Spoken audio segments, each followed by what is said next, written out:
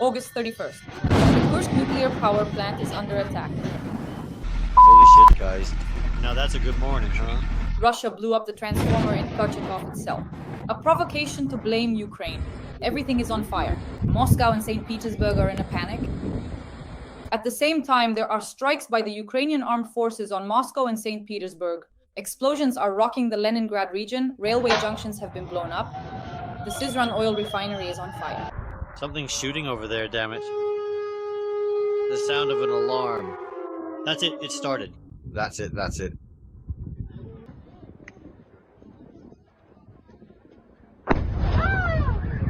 Ust-Luga is in flames. The major international airports located in Moscow and Saint Petersburg are currently experiencing significant paralysis.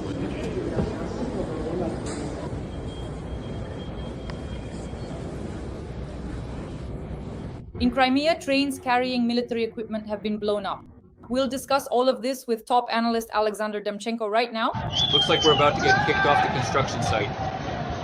That's it. Those tanks have caught fire too. Hope I don't screw up now.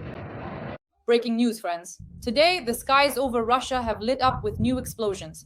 Moscow, Saint Petersburg, explosions. They are paralyzed. Sheremetyevo, Vnukovo, and Pulkovo airports have halted operations because explosions are going off everywhere. There are fires in the Kaluga region. The Syzran oil refinery is burning. The strategic port of Ust-Luga has been attacked, and the Novatek gas terminal has simply been blown up.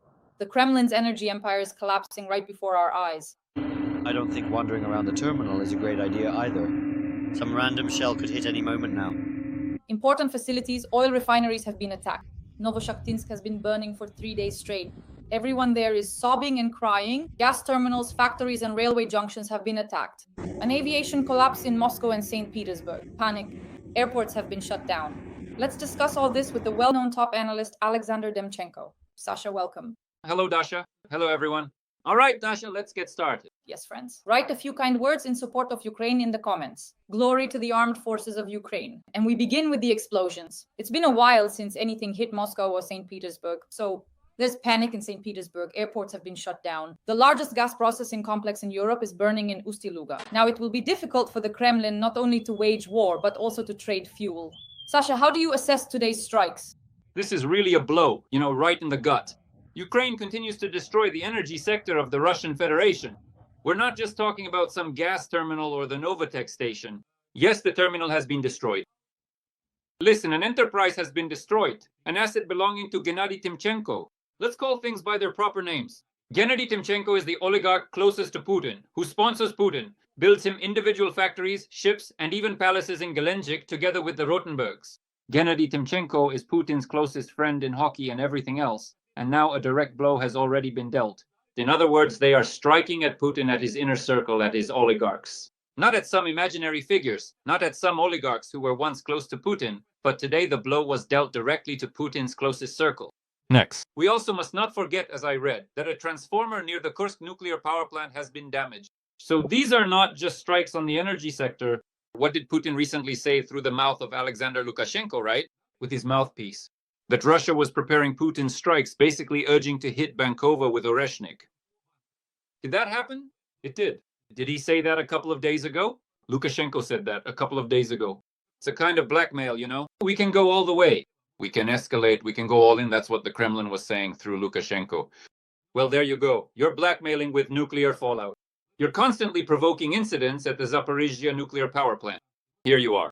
But I am more than sure, Dash, that in fact it was not even Ukraine that struck the Kursk nuclear power plant, that it was Putin once again, his troops, his army, just as they did with regard to the airports that you asked about, right? We will not forget. Vnukovo. Hit. Missile strike. Shoots down a Ukrainian drone, an anti-missile. It practically falls on people. The Ukrainian drone, shot down by a Russian anti-missile, falls just 200 meters from the terminal. It's the same now. They bombed the entire Kursk region with their guided aerial bombs from the air. I mean, the Russian army, the armed forces, the air force. Did they bomb? They did. Did they wipe the Kursk region off the face of the earth? Did they wipe it out? They did. Are they still wiping out the Kursk region because they can't completely drive out the Ukrainian soldier? They keep wiping the Kursk region to dust, destroying their own people. And a Russian missile hit the nuclear power plant. Putin is striking. There's only one question. Is this because of incompetence, or is it because someone wants to stage a nuclear provocation, blame everything on Ukraine, carry out the biggest possible terrorist attack, stir up Trump, and tell him, look at what's happening, here are our energy facilities, here are our nuclear sites. What negotiations? Maybe this is partly a plan to disrupt negotiations with Ukraine, negotiations that Putin never intended to enter into and still doesn't. Yes, that's absolutely right. In reality, they're the ones striking the Kursk nuclear power plant, deliberately creating a precedent to make it look like Ukraine carried out the attack. This has already been reported, including by the Center for Countering Disinformation, that this is the work of the Russians. They strike themselves and then they accuse Ukraine themselves. Well, now let's talk about where we are striking. Sasha, I saw that Magyar has prepared a whole list for Independence Day about why, and this is actually really important lately. We've been striking oil refineries. Almost all of them in the European part of Russia have been attacked. And so Magyar made a statement. The former Medvedchuk-owned oil refinery in Novoshaktinsk has been burning for over 60 hours. Over 60 hours, Carl. Next, on August 14th, we hit Lukoil, the Volgograd oil refinery, and then Druzhba. The Hungarians say that the restoration or the repair will take 5 days. There is no confirmation of it being restarted. Magyar writes, on August 20th, the Novoshaktinsk oil refinery, then Druzhba, then this is called the Magyar refinery. We're blowing everything up. Go home, Russians. That's what Magyar reports. Well, and now, as I understand it, today we attacked, among others, the Syzran oil refinery and the Ust-Luga port at the same time.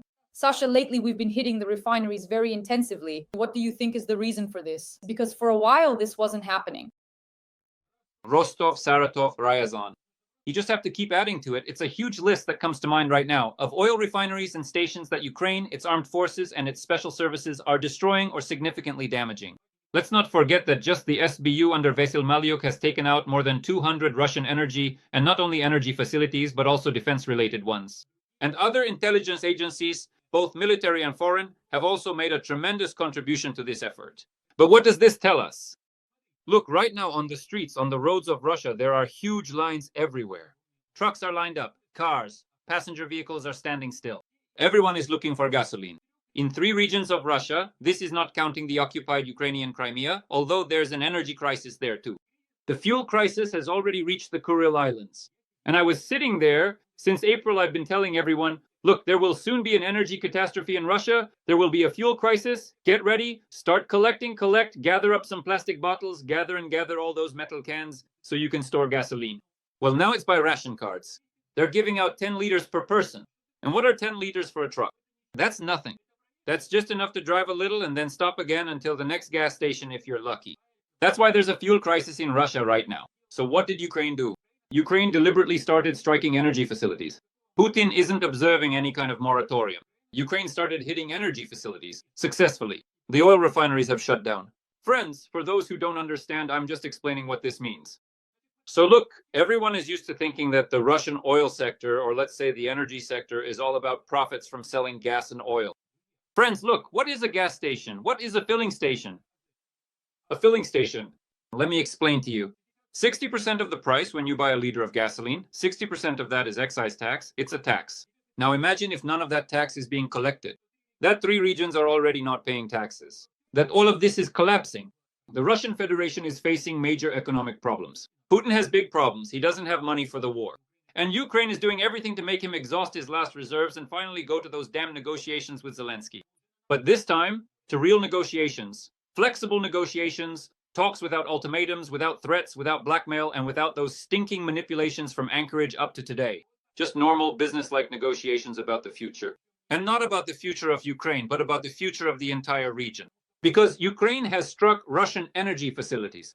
Because Ukraine, which is defending its own territory, where Russia has advanced over the past years by just 1% of all possible territory, as President Zelensky mentioned today. Because Ukraine, which over the past year or year and a half has developed the Flamingo missile, the Sarmat missile, the long-range Neptune, the regular Neptune, completely upends the board and shows both the Kremlin, Putin, and his entire entourage, all his well-fed oligarchs who funnel him money every single time to him and his family for their existence, for power, for life. Look, guys, we can do it this way too. Without American help, we can do it on our own. We can do it ourselves. We can strike like this too. And they will strike. First with drones and soon with missiles as well. And this isn't because I'm calling for anything. It's just a fact. It's a fact. Ukraine has developed, Ukraine has tested, Ukraine is already striking. Ukraine has the strongest drone story, and Ukraine will have the strongest missile story, with American help or without American help. And what are they all going to do about it? That's a big question for Russia. And Putin will have to answer that question in the near future. He won't answer, but things will get tougher, because gifts like today, Dasha, these gifts will happen more and more often, every month, again and again. It won't just be Russia striking Ukraine. Ukraine will certainly respond, because we are all just thoroughly and completely fed up with what Vladimir Putin and his aggressive troops are doing in their ongoing invasion. Sasha, I really like the situation with the series of strikes on Druzhba at Necha. In this way, we are systematically destroying the Druzhba oil pipeline, which today supplies oil to two of our adversaries, Slovakia and Hungary, who are blocking, especially Hungary, Ukraine's accession to the European Union. And as for Orban, the Russian one, I won't even comment. I really liked how Peter Syzran, I think it was yesterday, wrote a post like, how is it even possible that Ukraine is attacking the Druzhba oil pipeline? How dare they? To which all the European leaders, well, many of them replied, well, you show solidarity with the European Union to the same extent that we are showing solidarity with you. When I think the Ukrainian ambassador to South Africa wrote that solidarity and Hungary are like goulash and vegetarianism. So basically, they totally trolled the Hungarians. What do you think about our strikes on the Druzhba oil pipeline? Look, it's clear that Orban is furious. Orban is furious because he gets a huge share. I think about 10% of all Russian oil goes to Viktor Orban. He's basically sitting on the pipeline making money from the transit, just like many others used to. Yanukovych sat on the pipeline. A lot of people here did too, remember? Medvedchuk and so on. Orban is sitting on Hungary's pipeline. There you go. They get a huge percentage. Orban. Well, as people say, whether it's true or just a rumor, we don't know. There are no documents in hand. No one has seen them. No one has held them, so to speak. Maybe just a few select people. Orban, as people say, was recruited by the Russian, or rather the Soviet KGB back in the late 80s. That's why he's been on their payroll for a long time. He's been, excuse the expression, feeding off Putin, the FSB, and Lubyanka for years. So everything is clear here. Yes, Ukraine is striking at a friendship that is becoming more and more unfriendly by the day, right? But if the issue is Russian transit, and if the problem is that Hungary and Slovakia, especially Hungary, cannot accept, coordinate, or agree to anti-Russian measures and sanctions, and this is solely because Russia supplies oil to Hungary, well then let's just take that bubble off the table. If it's all about the oil, well fine, then let's remove the oil. Then will you let Ukraine into the European Union? Then will you give Ukraine all the weapons it needs? Then will you impose sanctions against the Russian Federation? Or is it not about the oil at all, but rather about the document you signed, Viktor Orban, many, many decades ago, when you agreed to become an agent or collaborator of the Soviet KGB? What is the real problem here? Or is it that Hungary, and specifically Orban's government, supports its entire entourage and apparatus with Russian, Putin's money, with money from Putin's oligarchs, and thus lives a normal, good, happy life? And by the way, they are actively stirring up the Ukrainian Transcarpathia region, for which Orban has had his own particular plans for a long time, and who, behind Ukraine's back, secretly negotiated with Putin at the start of the invasion about carving up the Ukrainian state. Or have we forgotten about that? Or have we forgotten the letters from the State Duma of the Russian Federation back in 2014, including those sent to Hungary, where there was an official proposal to divide Ukraine into several parts? Have we forgotten that? You know what I like, Dasha, about all of this, about this whole situation with Orban? I like Trump's reaction, as strange as it may sound. Trump wrote, he printed out that tweet. Was it a letter or some kind of printed message, or was it a tweet? Who knows exactly what that particular message was from Orban, but Donald Trump himself wrote on it, almost like a personal note. I am very angry, you know, that kind of sentiment. I'm very angry. I just can't stand listening to all this. Tell the Slovaks that I'm their friend. What was Trump's reaction after that? None. Did he call Zelensky? Did he pass anything on to Ukraine? Did the State Department issue any kind of note? So did he start blackmailing Ukraine live on air or making some kind of threats? No. Trump did nothing. Just as, by the way, he also did nothing about the destroyed American, or rather damaged American electronics company Flex's plant in Mukachevo, which was hit by Putin. What about the security guarantees, Donald? Wherever there is an American investor, wherever there is an American factory, Putin won't strike. Well, he did strike. Once again, because, let's be honest, since 2014, Putin has repeatedly struck American factories, and he's hit Polish factories too, a NATO member country. Poland doesn't really like to respond either, right? Now, drones are flying 100 kilometers from Warsaw. And Poland, you know, they have these really, what do they call it? What do they say? Oh my, tell me, Dasha. They have a lot of concern, you know? Deep concern. They are deeply dismayed and concerned about what happened. And Trump is deeply concerned too. Nothing is happening. But the key thing I want to say is this. Apparently, Ukraine, Zelensky, decided to take matters into their own hands. We probably all heard those Wall Street Journal statements today. We don't know if it's true or not. Listen, American publications are playing their own game too. They are also divided into certain factions, into certain kinds of clans. There are certain money bags behind them. They have their own story there. But the Wall Street Journal published a very interesting piece today where they reported that, yes, on the one hand, Ukraine is receiving over 800 short-range missiles with a range of up to 400 kilometers. But on the other hand, Donald Trump and the Department of Defense itself, the same official who recently blocked the delivery of weapons, shells, missiles, and so on to Ukraine, as you may recall, then they had to urgently unblock it in emergency mode.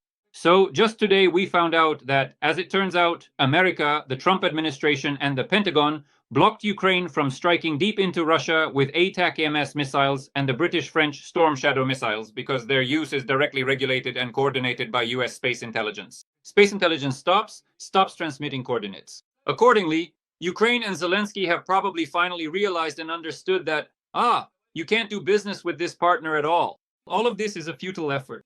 You have to rely on yourself, just like Israel does and like many, many other countries and states. For this reason, missile programs are being developed successfully. I'm sure Ukraine already has at least 10 other missile prototypes, and soon we'll hear about them. Even now, there are significant strikes being carried out against Putin's closest circle. Even now, we are completely undermining the situation inside the Russian Federation from within, isn't that right?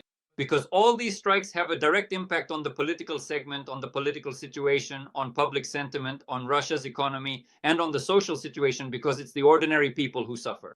They're the ones buying gasoline and fuel at gas stations, while the Russian army gets it from Putin, and all of Putin's Oruses are fueled up just as needed.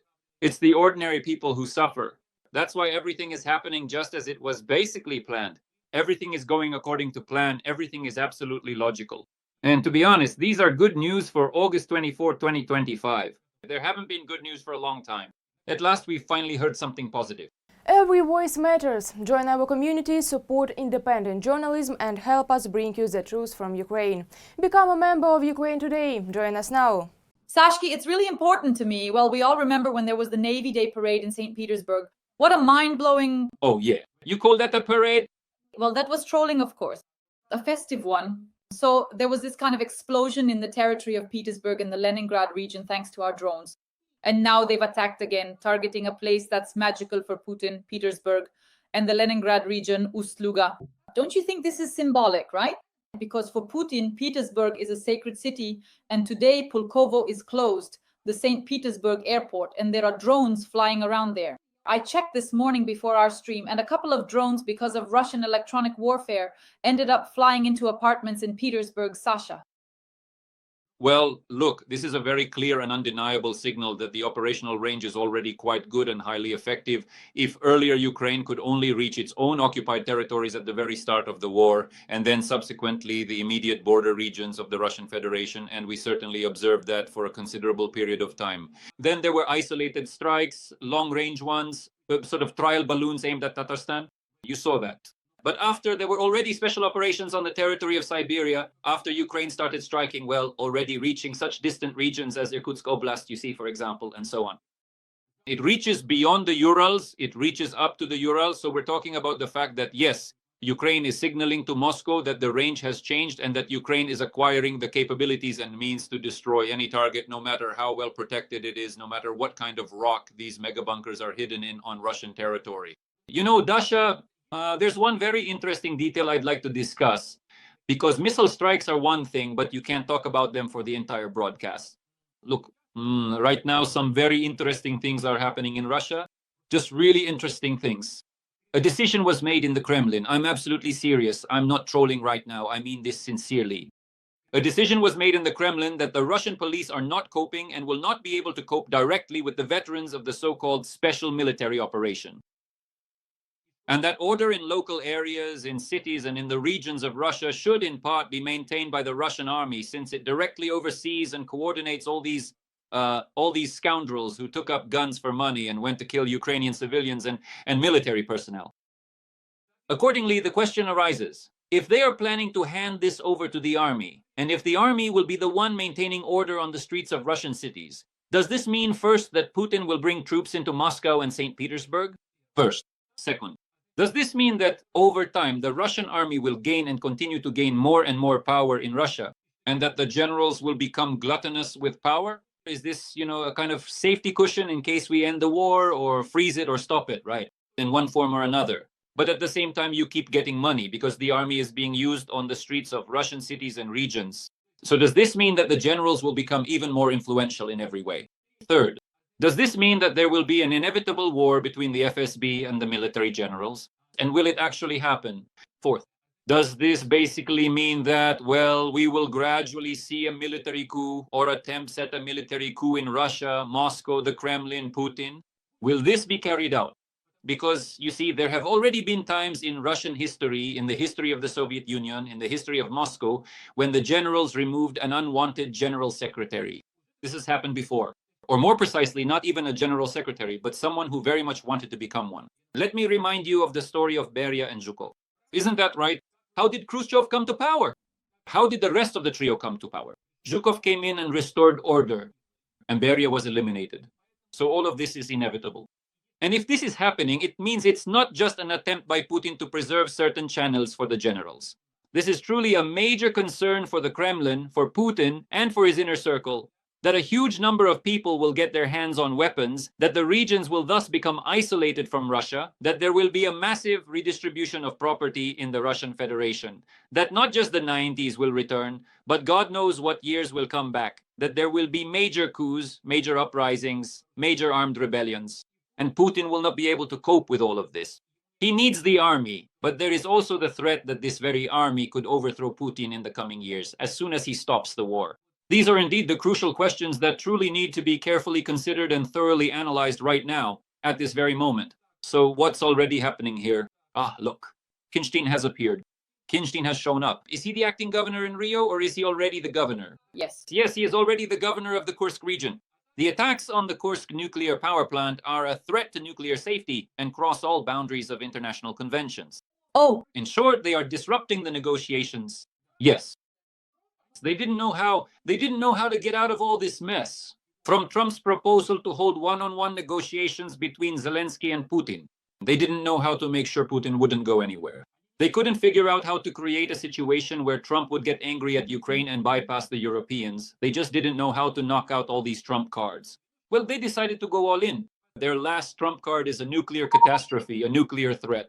This way, you see, they can reject Trump, prolong the pause, keep pretending, continue negotiations with the Americans, squeeze more concessions out of the Americans, and at the same time threaten Ukraine with nuclear weapons and everything else.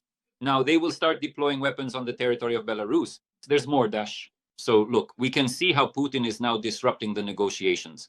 This is a breakdown of the negotiations. I'm telling you, this is a breakdown of the negotiations. That's it. The Kursk nuclear power plant. This is a breakdown of the negotiations. That's what he needed. And notice, they're doing this in Kursk. They're not doing this in other regions of Russia, are they? They're doing it in Kursk, where they don't care anymore. And now here's video evidence that everything Kinstein said is a lie. Let's watch. Good morning.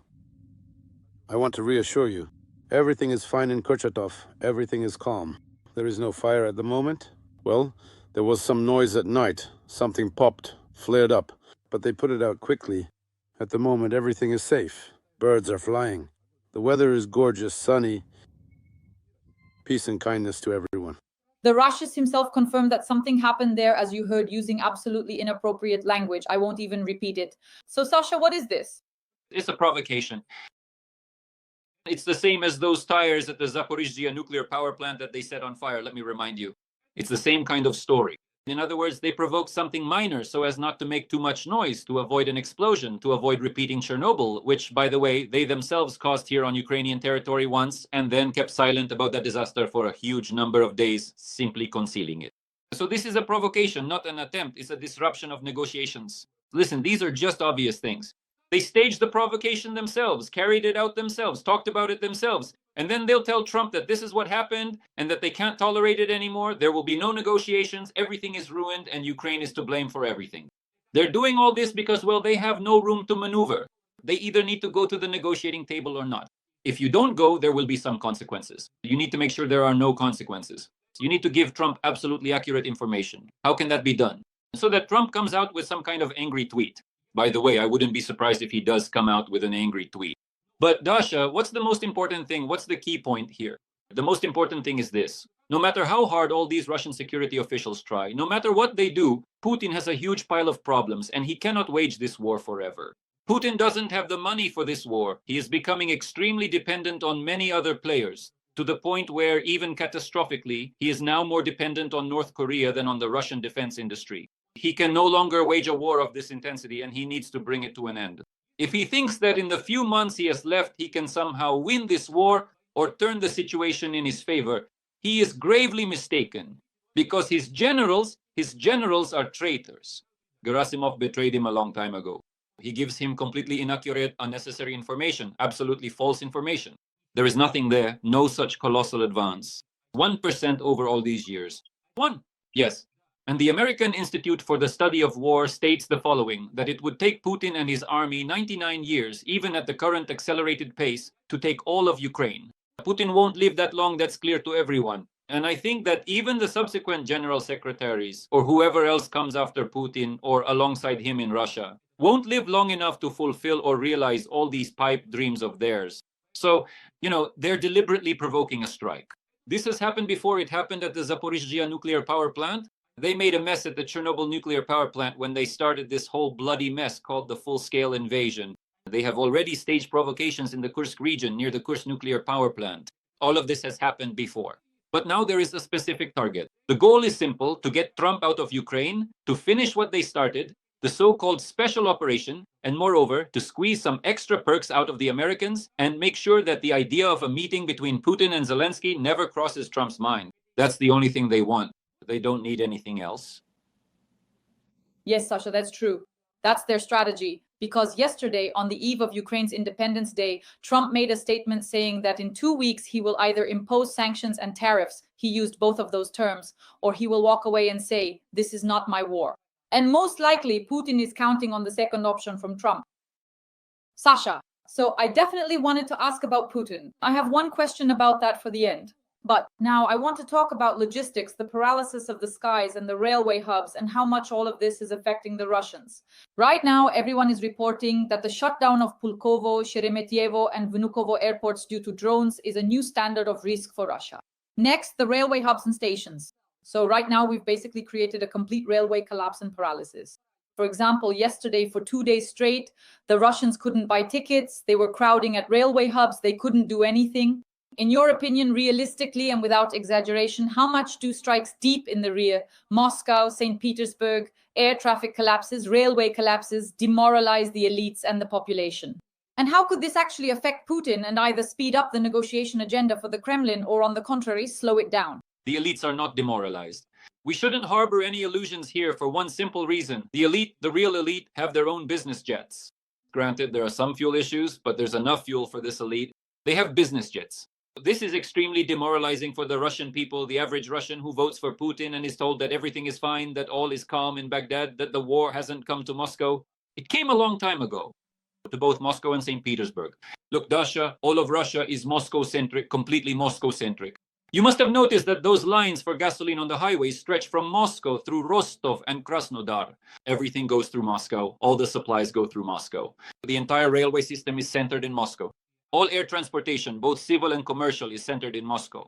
Everything is focused on Moscow. If you destroy the hub or hubs that connect the most important nodes to Moscow, that's it. There's nothing left. The passenger transportation and food supply collapse begins there. A trade collapse starts there, an economic collapse, and so on. And in addition, it should be noted that every such attack and destruction of a particular railway line, or the shutdown, the stoppage of any airport in Moscow, in St. Petersburg, or anywhere else, means only one thing: that Russia loses huge amounts of money every day.